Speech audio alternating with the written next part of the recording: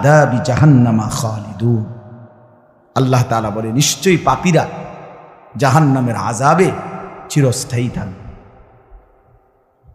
ইন্নাল মুজরিমিনা ফি আযাবি জাহান্নামা খালিদুন।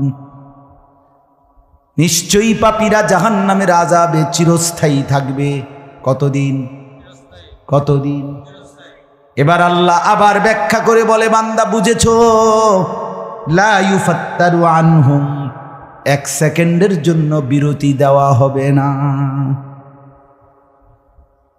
জাহান্নামী চিৎকার করে বলবে, মাওলা আমারে মৃত্যু দিয়ে দেন। আল্লাহ বলবে না।